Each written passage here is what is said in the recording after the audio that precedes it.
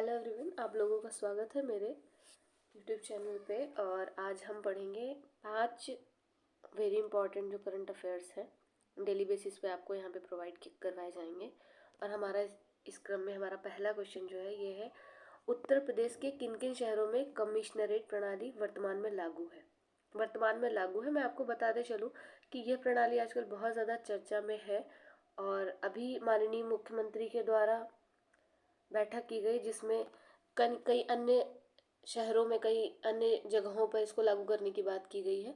तो अभी आपको बताना है कि कहाँ कहाँ पर लागू है ये वर्तमान में। तो आपके ऑप्शन है लखनऊ, गौतम बुद्ध नगर, वाराणसी। ऑप्शन बी है कानपुर, मेरठ, प्रयागराज। ऑप्शन सी है गाजियाबाद, मेरठ, आगरा। ऑप्शन डी है सहारनपुर, गोरखपुर और कानपुर। तो इसका जो उत्तर है, इसका उत्तर है ए, अर्थात 13 जनवरी 1920 को पहली बार लखनऊ और गौतम बुद्ध नगर में इस प्रणाली को लागू किया गया था। ठीक है, इसकी सफलता के बाद जो है 2 और महानगरों में 2021 में कानपुर और बनारस में भी इसको लागू कर दिया गया। और अभी जिस चर्चा की मैं बात कर रही थी उसमें तृतीय चरण में ये कहा जा रहा है कि इसको आगरा, गाजियाबाद, प्रयागराज में लागू किया जाएगा।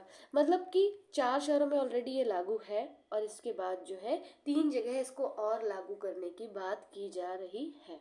जल्द ही इसको लागू भी कर दिया जाएगा।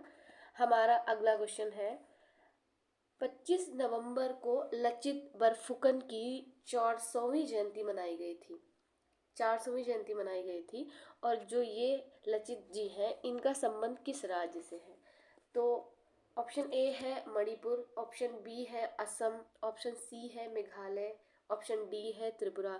अगर आप डेली न्यूज़पेपर या न्यूज़ फॉलो कर रहे हैं तो आप देख रहे होंगे कि इस समय प्रधानमंत्री जी द्वारा इस नाम का उल्लेख कई बार कई जगहों पे किया जा रहा है। तो इसलिए हमें इस नाम को याद रखना है और बेसिकली ये याद रखना है कि इनका संबंध किससे है, किस राज्य से है और क्यों है, इनकी इम्पोर्टेंस क्या है। तो हमारा इसका जो सही उत्तर है वो ऑप्शन आपका बी, मतलब असम है। ऑप्शन बी असम, मैं आपको बता रही हूँ, एक सेकेंड। असम है इसका ऑप्शन। और उसके बाद हम देखेंगे कि इसमें इसका एक्सप्लेनेशन देखते हैं कि लचित बरफुकन का संबंध जो है ये असम राज्य से है।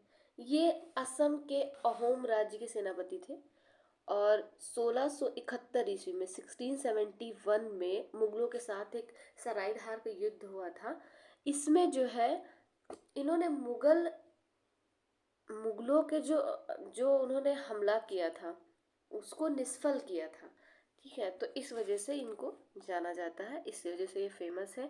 और हमें क्या जानना है, 2-3 चीज़ें, कि इनका संबंध असम से है, दूसरी चीज़ ये 400वीं जयंती है, तीसरी चीज़ कि 1771 ईस्वी में जो सरायधार का लड़ाई हुई थी और इसको इन्होंने निष्फल किया था।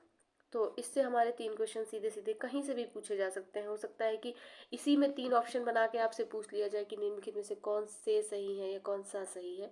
तो आप इसकी एक एक लाइन को ध्यान से पढ़ेंगे। हमारा नेक्स्ट क्वेश्चन है कि नेटवर्क रेडीनेस इंडेक्स में भारत का कौन सा स्थान है। तो नेटवर्क रेडीनेस इंडेक्स में हमारा कौन सा स्थान है? तो इसका ऑप्शन है ए 50, बी 49 या 49, सी 60 या 60, डी 61 या 61। ठीक है, तो इसका जो उत्तर है, इसका उत्तर है ऑप्शन डी। और भारत में नेटवर्क रेडीनेस इंडेक्स जो है, इसकी जो अभी एक नेटवर्क रैंकिंग जो आई हुई है जिसमें लगभग 31, मतलब 131 अर्थव्यवस्थाओं को शामिल किया गया था और भारत को इसमें 61वां स्थान प्राप्त हुआ है। तो हमें ये याद रखना है कि हमें कौन सा स्थान प्राप्त हुआ है। कभी कभी ये पूछ लेता है कि कितने देशों के इसमें रैंकिंग शामिल थी। तो ये इसलिए इम्पोर्टेंट हो गया। हमारा नेक्स्ट क्वेश्चन है कि 53वें international film festival of India के उद्घाटन समारोह में किस अभिनेता को Indian film personality of the year चुना गया है। आपको इसमें सीधी चीज़ है कि पहली चीज़ आपको जो इसमें जानना है पहली चीज़ आप ये जानेंगे कि ये 93वें इंटरनेशनल फिल्म फेस्टिवल है, ठीक है। और उसके बाद जो है पर्सनालिटी ऑफ द ईयर किसको दिया गया है, ठीक। तो हम आगे बढ़ते हैं। इसमें हम देखेंगे कि 4 ऑप्शन हमारे पास है, अमिताभ बच्चन, रजनीकांत, चिरंजीवी या शाहरुख खान। ये चारों ही एक्टर्स हैं। तो इनका नाम है। अगर आप न्यूज़पेपर फॉलो कर रहे हैं तो निश्चित रूप से आप इसका सही जवाब देंगे, और इसका सही ऑप्शन है ऑप्शन सी। गोवा में जो अभी है ये 93वें इंटरनेशनल या 53 इंटरनेशनल जो है ये शुरू किया गया है। और ये जो है पुरस्कार मिला है तेलुगु सिनेमा के मेगा स्टार हैं जिन्होंने लगभग 150 फिल्में की हैं, चिरंजीवी, उनको ये पुरस्कार दिया गया है। तो इसमें जो इम्पोर्टेंट है वो है कि गोवा में इसको आयोजित किया गया, 53वां इंटरनेशनल फिल्म फेस्टिवल था, और तीसरी चीज़ ये कि ये चिरंजीवी को दिया गया। और कभी कभी रेयर ऑफ द रेयरेस्ट कभी ये क्वेश्चन पूछा जा सकता है कि जिनको मिला है ये किस फिल्म इंडस्ट्री से जुड़े हुए हैं, तो हमें ये याद रखना है कि ये तेलुगु फिल्म इंडस्ट्री से जुड़े हुए हैं। ओके, हमारा अगला क्वेश्चन है, और अगला और अंतिम क्वेश्चन है कि यूएन के द्वारा अभी एक पर्यावरण के क्षेत्र में सर्वोच्च पुरस्कार उनके द्वारा दिया जाता है चैंपियन ऑफ द अर्थ। ये लगभग हर एग्ज़ाम में पूछा जाता है कि अगर करंट अफेयर्स का उसमें ज़्यादा स्कोप रहता है तो ये क्वेश्चन पूछ ही लिया जाता है पर्यावरण वाले सेक्शन में। तो क्योंकि ये कई बार से आ रहा है तो सबका ये है कि ये क्वेश्चन अगर आया तो छूटना नहीं चाहिए, गलत नहीं होना चाहिए। तो इस पर्पज़ से मैंने ये क्वेश्चन आज इसमें ऐड किया है। यूएन के द्वारा सर्वोच्च पर्यावरण पुरस्कार जो है चैंपियन ऑफ द अर्थ 2022 से किसको सम्मानित किया गया है, जिसमें हमारा ऑप्शन है, option A Purnima Devi Barman, option B Priyanka Chopra, option C Greta Thunberg, option D है मलाला यूसुफजई। अब हम इसका आंसर देखते हैं। आंसर है ऑप्शन ए पूर्णिमा देवी बर्मन, ठीक है। ऑप्शन ए है जिसमें यह है कि भारत की पूर्णिमा देवी बर्मन को यूएन द्वारा यह पुरस्कार दिया गया। इन्हें एंटरप्रेन्योरियल विजन श्रेणी में यह अवार्ड मिला है। हरगिला आर्मी का नेतृत्व करती है ये, जिस संस्था से जुड़ी हुई है उसका नाम है ये, जो ग्रेटर एडजुटेंट स्टार्क को विलुप्त होने से बचाने के लिए एक समर्पित आंदोलन है। मैं आपको बता दूं इसमें कि हम इसमें से 2-3 क्वेश्चन देख सकते हैं कि जैसे एक तो ये कि इनको चैंपियन ऑफ द अर्थ किसको मिला है, तो पूर्णिमा देवी वर्मन को।